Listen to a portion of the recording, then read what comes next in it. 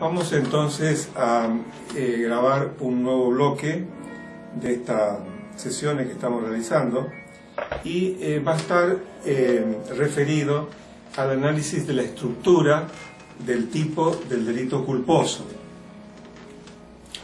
Voy a retomar un poco los temas de las clases anteriores y recordaré que hay distintos enfoques doctrinarios que están en vigencia en el mundo jurídico penal, fundamentalmente en la República Argentina.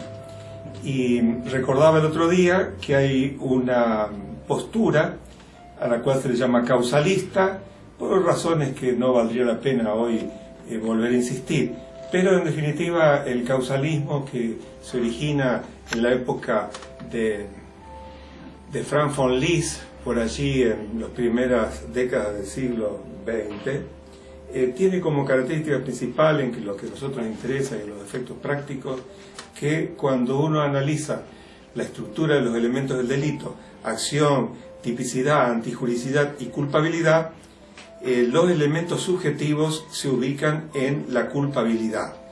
Quiere decir que para el causalismo, en sus expresiones diversas, el dolo y la culpa son formas o especies de la culpabilidad. Luego apareció, por obra fundamentalmente de Hans Welzel, el finalismo, y en el finalismo se produce un cambio muy importante porque los elementos subjetivos del dolo y la culpa pasan de la culpabilidad a formar parte de los distintos tipos penales. Yo decía el otro día que esta estructura es una estructura más lógica porque cuando uno hace el análisis de un caso penal, lo primero que necesita saber es qué tipo penal está en juego. Y el tipo penal puede ser un tipo penal doloso o un tipo penal culposo.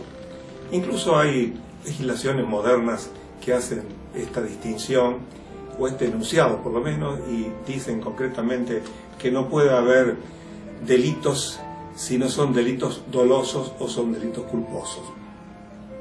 Yo decía también que en mi forma de entender este tema está adherido a esta característica que la tipicidad es el elemento fundamental donde aparecen cuestiones objetivas y cuestiones subjetivas.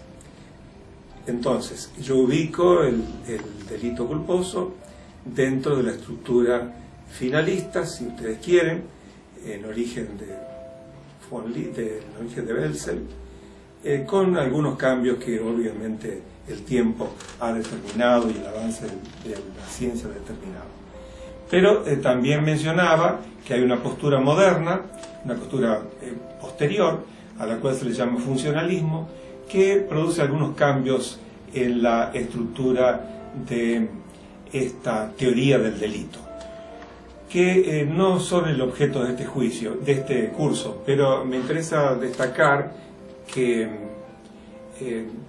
tengo alguna prevención respecto del funcionalismo extremo, porque podría ser que alguien un poco desprevenido castigue a un individuo por haber omitido, sin fijarse con detenimiento si existe o no el elemento subjetivo, o sea, si el hecho omisivo en todo caso es doloso o es culposo.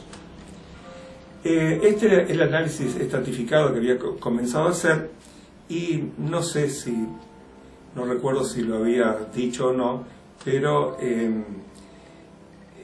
como este curso está orientado también en su parte final al análisis de la conducta médica en relación a los hechos culposos, también tengo que decir que hay una relación entre el tipo y la antijuricidad en la cual aparece el tipo como indiciario de la antijuricidad. Y entonces se plantean algunos problemas respecto del consentimiento del paciente. Si el consentimiento del paciente, primero que obviamente el paciente tiene que haberlo otorgado en circunstancias normales, si el consentimiento del paciente elimina la ilicitud, si es una causa de justificación, o eventualmente elimina la tipicidad en algunos casos. Lo que me interesa, sí, poner de resalto, que tiene importancia el análisis estratificado, porque podría ocurrir que una persona realice un acto con imprudencia, con lo cual estaría configurando el elemento objetivo, por lo menos del tipo culposo, pero el acto imprudente, negligente o incluso imperito podría estar cubierto por una causa de justificación. Entonces, las causas de justificación en esta materia también tienen importancia, aunque habitualmente no se hable de ellas, en la doctrina, por lo menos. Y también tienen importancia las causas de inculpabilidad. Si llega el momento en el curso de esta charla, voy a hablar de esto.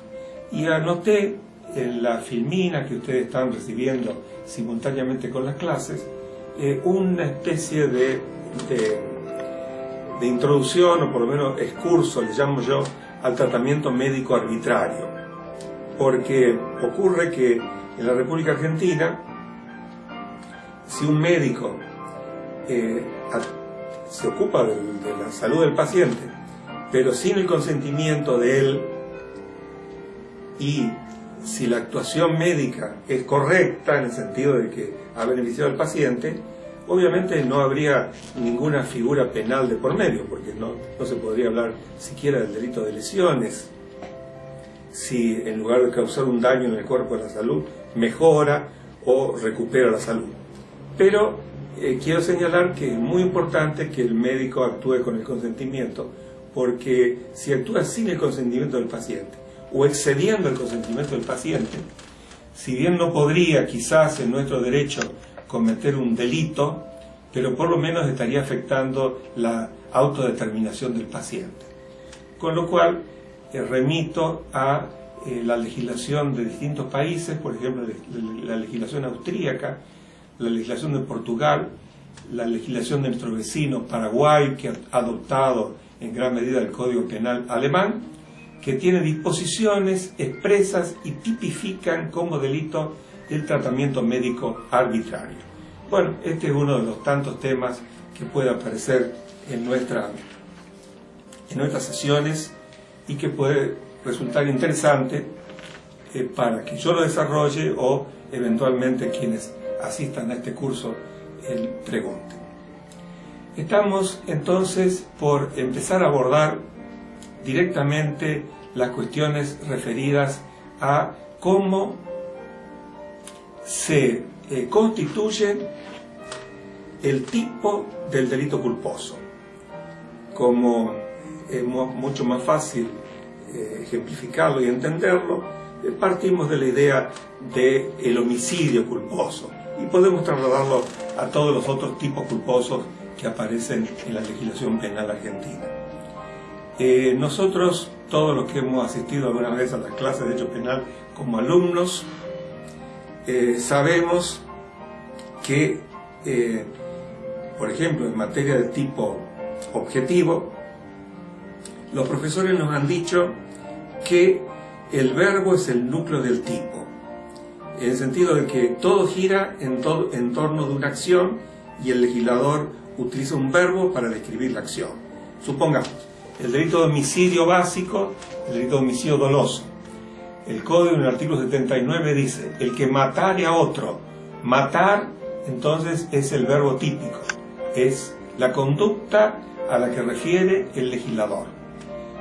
En materia de hechos culposos se produce una cuestión que es sumamente interesante, creo yo, por lo menos me interesa a mí, y me parece que tiene gran trascendencia en las resoluciones judiciales que se refieren a sucesos de esta índole. Porque si repasamos el artículo 84 del Código Penal, ustedes recuerdan que dice que se castiga al que por imprudencia, negligencia, impericia o inobservancia de los reglamentos o deberes de su cargo, causare a otro la muerte. Entonces parecería que el verbo típico en este caso es causar. Pero quiero advertir que constituye un error pensar que el verbo típico es causar. Y constituye un error que a su vez origina graves equivocaciones en la jurisprudencia.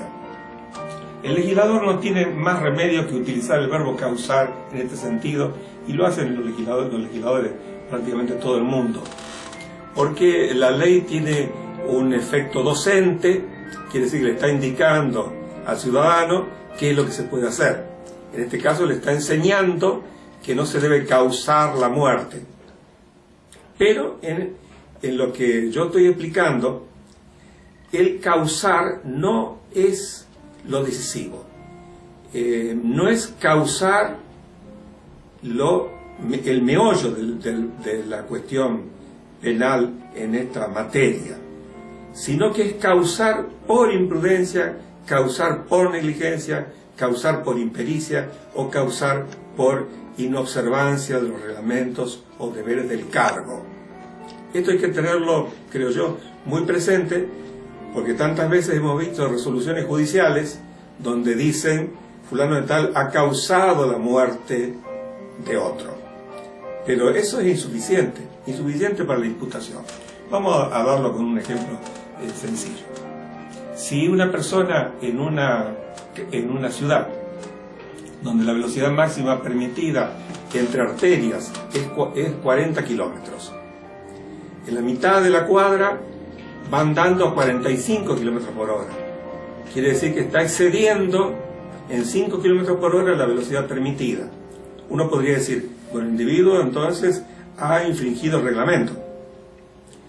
Pero cuando está atravesando la mitad de la cuadra, un suicida se tira desde un árbol frondoso al paso del coche, el coche lo atropella y lo mata. Desde el punto de vista de la causalidad, del nexo de causalidad, obviamente si el coche no hubiese pasado en ese momento por ahí, no hubiese producido la muerte del suicida. Pero la muerte del suicida no se produjo por inobservancia de los reglamentos. Consecuentemente, si bien desde el punto de vista físico ha causado la muerte, no se le puede hacer la imputación a que se refiere el tipo penal. Voy a hacer una mención solamente para dentro de un ratito dar por concluida esta parte de la clase, diciendo que Hans Welzel, el padre del finalismo del que hablamos hace un tiempo, dijo que el tipo culposo es un tipo abierto. Y esa expresión tipo abierto nos llama la atención porque nosotros somos respetuosos del principio de legalidad y pensamos que no puede haber tipos abiertos. Welzel lo explicó de una manera que a mí me resulta equivocada, porque dice, es tipo abierto porque el legislador no se puede imaginar la cantidad de modos en que se puede cometer una conducta ilícita de este tipo, de esta característica. Sería más o menos pensar que en el artículo 172 de la estafa, cuando dice los modos de comisión, dice pues, o por cualquier otro ardito engaño. Entonces uno diría, la estafa también es un tipo abierto. Yo creo que la idea de tipo abierto funciona en materia de hechos culposos, pero funciona en el sentido de que se tiene que averiguar cuál es el límite de la prudencia para distinguirlo de la imprudencia, cuál es el límite de la diligencia para distinguirlo de la negligencia, cuál es el límite de la pericia para distinguirlo de la impericia y por supuesto en el caso de los reglamentos o deberes, sobre todo en el caso de los reglamentos, ya el legislador lo ha determinado. Entonces, me parece que esa expresión tipo abierto sería acertada si de lo que se trata es de precisar los límites, en principio, del deber de cuidado. Voy a terminar entonces esta exposición de esta tarde y voy a dejar con la idea de haber desarrollado, por lo menos en forma liminar, el primer elemento del tipo objetivo del delito culposo, que es la conducta típica.